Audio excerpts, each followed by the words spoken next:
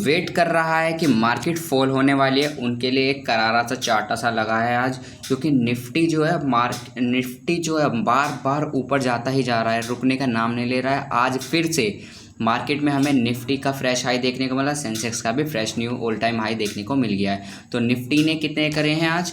Nifty जाके रुका है आज 24,800 पॉइंट्स पे, और जो सेंसेक्स है उसका जो रिकॉर्ड हाई है आज का नहीं, ऑल टाइम रिकॉर्ड हाई है 81,343 का। तो दोस्तों पता नहीं किस रीज़न से मार्केट बढ़ रही है, लेकिन एक जो अभी रीज़न बताया जा रहा है तो वो ये है कि यहाँ पे अगर आप देखेंगे तो क्लियरली मेंशन है इस रिपोर्ट में कि आईटी और एफएमजी सेक्टर की शाइन की वजह से जो है ये हमें फ्रेश ऑल टाइम हाई देखने को मिला है। तो अगर आप देखेंगे आईटी सेक्टर में अगर आप देखेंगे कि मोटा मोटा 2% बढ़ा है, और टीसीएस देखेंगे तो यहाँ 3.25% के आसपास बढ़ा है, 2.5% के पास विप्रो भी बढ़ा है। तो दोस्तों आज इन्फोसिस का रिजल्ट भी है, ठीक है, तो उसको भी हम जल्दी से यहाँ पे डिस्कस कर लेते हैं। और अगर आप देखेंगे तो यहाँ पे जो हमारा एफएमसीजी सेक्टर वो भी आज ग्रीन में ही अच्छा क्लोज हुआ है। तो अगर देखा जाए तो आईटी सेक्टर एंड यहाँ पे जो हमारा एफएमसीजी सेक्टर है, इनकी वजह से ये एक ड्रिवन फोर्स रहे हैं, जिसकी वजह से ऑल टाइम हाई फिर से हिट हो पाया निफ्टी एंड सेंसेक्स में। तो आइए अपने क्वार्टर रिजल्ट की तरफ बढ़ते हैं। तो क्वार्टर 1 का रिज़ल्ट आ गया है इन्फोसिस का, ठीक है। तो इन्फोसिस की जो परफॉर्मेंस है उसके बारे में हम सीधा बैलेंस शीट में जाके ही देखेंगे, ठीक है। तो दोस्तों मैंने यहाँ पे इन्फोसिस का जो कंपनी द्वारा पब्लिश किया जाता है ये पीडीएफ, तो मैंने वो खोल लिया है। पहले देख लेते हैं कोई डिविडेंड की न्यूज़ तो नहीं है। तो मैंने वैसे देख तो लिया है, एक बार मैं फिर से चेक कर लेता हूँ। तो यहाँ पे डिविडेंड की कोई न्यूज़ नहीं शो हो रही है, ठीक है। तो इस क्वार्टर 1 में कोई डिविडेंड हमें देखने को नहीं मिला, ठीक है।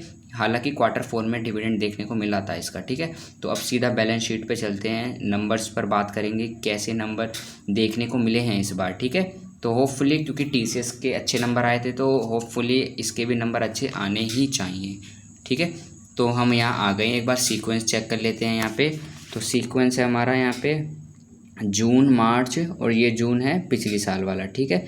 तो दोस्तों हम अगर इनकम की बात करें तो टोटल इनकम जो इस क्वार्टर में कमाई है वो है 40,153 करोड़, और पिछले में जो कि क्वार्टर था क्वार्टर 4 और मार्च, तो इसमें 40,652, और यहाँ पे अगर देखेंगे एक साल पहले 38,000। तो अगर देखें 38,000 से 40 हुए, ऑब्वियसली इनकम तो बढ़ी है, लेकिन इनकम मेन नहीं होती, मेन क्या होता है हमारा मुनाफा, प्रॉफिट, ठीक है।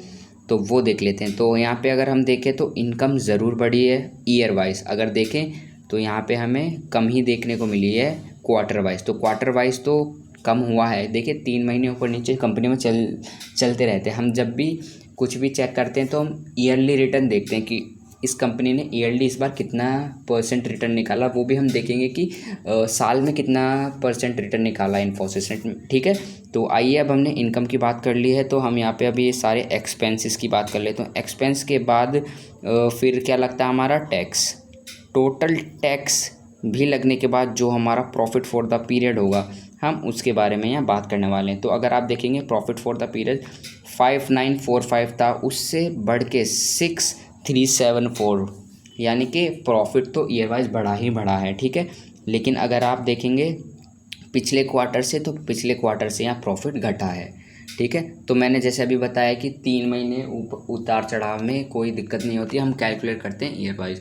तो एक ठीक ठाक जो है यहाँ पे हमें इन्फोसिस का रिज़ल्ट देखने को मिला है, क्योंकि पिछली बार तो काफ़ी अच्छा रिज़ल्ट नहीं आया था, जिसकी वजह से हमें देखने को मिला था।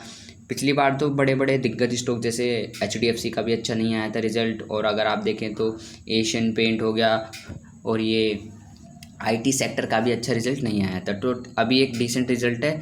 तो प्रॉफिट फॉर द पीरियड यहाँ पे आ गया। अगर हम देखेंगे तो ईयरली ग्रोथ हमें मिली है, तो एक बार देख लेते हैं कितने % की ग्रोथ मिली है।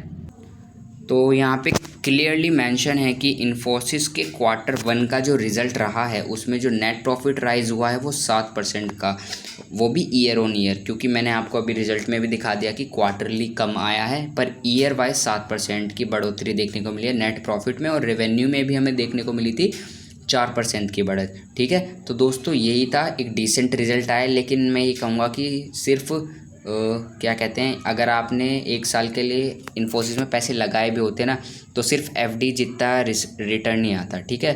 तो एफडी जितना रिटर्न दिया, कोई एक्सेप्शनल या फिर 15% रिटर्न भी देता तो ठीक था, 13-15%, लेकिन इसने एफडी जैसे रिटर्न दिए हैं तो मतलब ठीक नहीं है, लेकिन शायद आगे जा सकता है, पोटेंशियल है, तो वो आगे बात करेंगे कभी, ठीक है। अभी तक के लिए धन्यवाद।